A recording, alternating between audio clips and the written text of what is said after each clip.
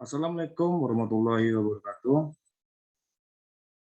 Perkenalkan, saya Satrio Sustanto, NIM 2004-2150. Saya di sini akan mempresentasikan konsep sistem informasi manajemen.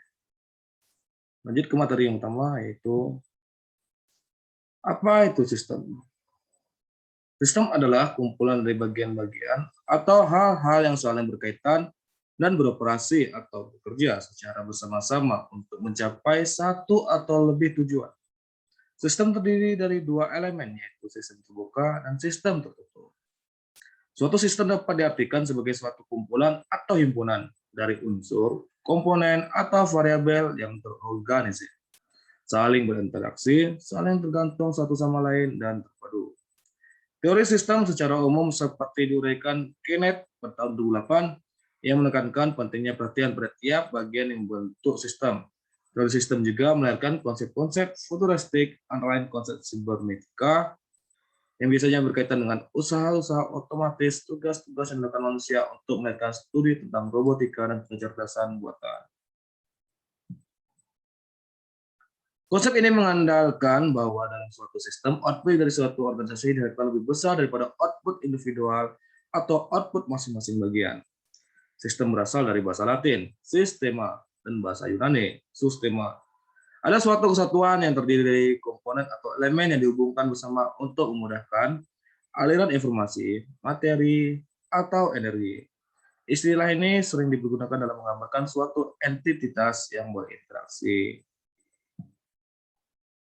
Yang kedua adalah data. Nano pada 2007 menerangkan bahwa data merupakan bentuk yang masih mentah, belum dapat bercerita banyak sehingga perlu diolah lebih lanjut. Data diolah melalui suatu model untuk dihasilkan informasi. Data dapat berbentuk simbol-simbol semacam huruf-huruf atau alfabet, angka-angka, bentuk suara, sinyal, gambar, dan sebagainya. Data yang diolah melalui suatu model menjadi informasi. Penerima kemudian menerima informasi tersebut, membuat suatu keputusan, dan melakukan tindakan yang berarti melakukan suatu tindakan yang akan menjumlahkan sejumlah data kembali. Data adalah fakta yang tidak sedang digunakan dalam proses keputusan, biasanya dicatat dan diarsipkan, tanpa maksud segera mengambil kembali keputusan. Data didefinisikan sebagai representasi dunia nyata mewakili suatu objek manusia, hewan, peristiwa, konsep, keadaan, dan sebagainya yang direkam dalam bentuk angka, huruf, simbol, teks, gambar, bunyi, atau kombinasinya dengan kata lain. Data merupakan kenyataan yang menggambarkan suatu kejadian dan kesatuan yang nyata. Data terbagi menjadi dua, yaitu data internal dan data eksternal. Data internal misalnya data keuangan, pegawai, dan produksi. Sedangkan data eksternal yaitu adalah jumlah penduduk, jumlah konsumen, dan persebaran geografis.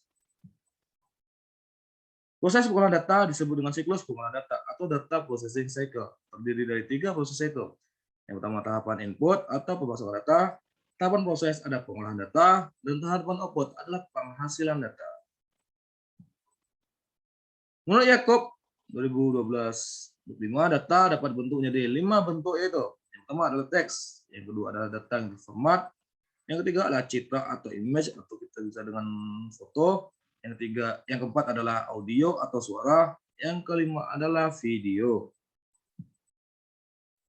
Menurut Yakob 2012-6 sumber data dapat diperoleh berbagai sumber untuk memperolehnya.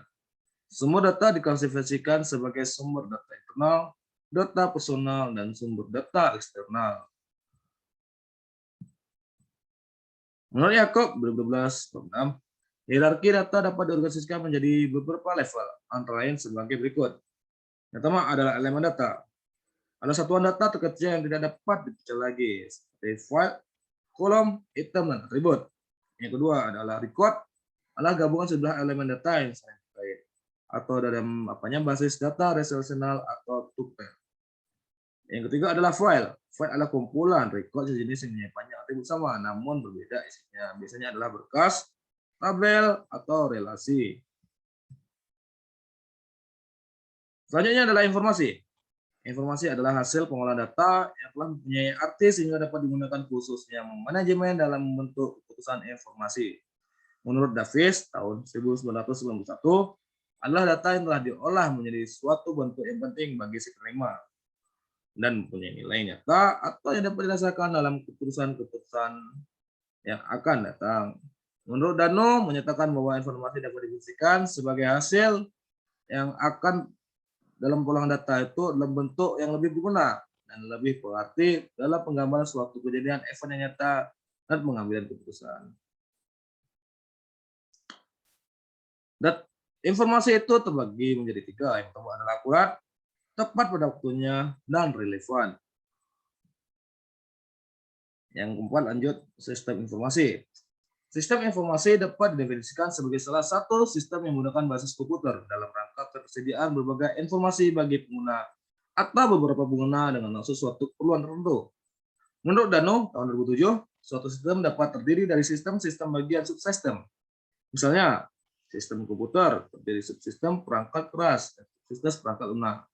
Masing-masing subsistem dapat terdiri dari subsistem yang lebih kecil atau terdiri komponen-komponen subsistem perangkat keras. Terdiri dari alat pemasukan, proses, keluaran, dan simpanan luar yang saling berinteraksi dan saling berkait satu sama lain. Sistem informasi mengandung tiga aktivitas dasar dalamnya, yaitu aktivitas input, processing, dan output. Jenis-jenis sistem informasi yaitu sebagai berikut. Yang pertama adalah Transaction Processing System atau TPS. Yang kedua adalah Office Automation System (OAS) dan Knowledge Work System. Selanjutnya adalah Sistem Informasi Manajemen. Yang keempat adalah Decision Support System atau DSS. Yang kelima adalah Sistem Ahli atau IS dan Kecerdasan Buatan atau AL. Lanjut, Group Decision Support System atau GDSS dan Computer Support. Collaborative Work System atau CCCW. Yang terakhir adalah Executive Support System atau YSS. Sistem informasi manajemen dalam pengembangannya adalah diperlukan manajemen yang tujuan untuk mengatur dan merencanakan jalannya sistem informasi. SIM adalah suatu sistem berbasis komputer yang menyediakan informasi bagi berbagai pengguna kebutuhan berupa rangkaian subsistem informasi yang menyeluruh dan koordinasi secara rasional terpadu yang mampu mentransformasi data sehingga menjadi informal lewat serangkaian cara guna meningkatkan produktivitas yang sesuai dengan gaya dan sifat manajer atas dasar kriteria mutu yang telah ditetapkan. Dan kata lain, SIM adalah suatu sistem berbasis komputer yang menyediakan informasi bagi beberapa pemakai dengan kebutuhan yang sama. Penerapan dan penerapan SIM adalah sangat mahal dan sulit. Upaya ini biaya yang diperlukan harus ditimbang-timbang. Ada beberapa faktor yang membuat SIM menjadi semakin diperlukan, antara lain bahwa manajer harus berhadapan dengan lingkungan bisnis yang semakin rumit.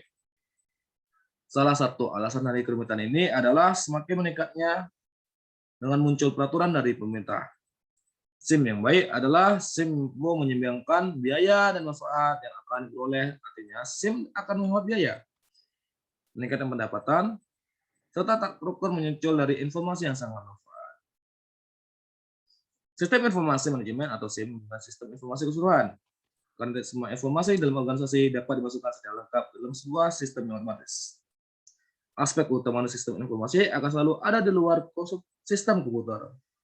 Pengembangan sistem SIM yang canggih akan memerlukan sejumlah keterampilan tinggi dan pengalaman untuk memerlukan partisipasi dari para manajer organisasi. Banyak organisasi yang membangun SIM tapi gagal dikarenakan kurang organisasi yang wajar, kurangnya perencanaan yang memadai, kurang personel yang handal, dan kurangnya partisipasi manajemen dalam bentuk ikutsertakan dalam merancang sistem. SIM sebagai suatu sistem komputer menyediakan informasi bagi pemakai. Informasi menjelaskan organisasi atau salah satu sistem utama mengenai apa yang telah terjadi masa lalu, apa yang sedang terjadi sekarang, dan apa yang mungkin terjadi masa depan. Informasi tersebut tersedia dalam bentuk laporan periodik, laporan khusus, dan output dari simulasi matematika. Lebih lanjut, Sutabri dalam tahun 2005 bab 54 mengatakan bahwa pentingnya SIM dalam konteks organisasi publik ini adalah salah satu penyebab bahwa organisasi sekarang sudah cenderung berdasarkan pengambilan keputusan pada sistem informasi dan bukan pada struktur hierarki wewenang tanggung jawab yang statis. Adanya pernyataan bahwa sebagai proyek sistem informasi mengalami kendala karena proses perubahan organisasi tidak ditangani dengan baik. Maka organisasi perlu menyiapkan secara matang. Persiapan tersebut harus melalui suatu perencanaan yang terukur dan memiliki tujuan yang jelas dalam melibatkan berbagai pihak yang terkait, baik direksi, manajer, maupun karyawan. Untuk melakukan perubahan yang komprehensif, dengan demikian sistem informasi manajemen sangat penting perencanaan dan mempermudah pekerjaan suatu instansi atau organisasi dengan output yang maksimal. Sekian presentasi materi 1 sistem informasi manajemen. Dan terima kasih. Wassalamualaikum warahmatullahi wabarakatuh.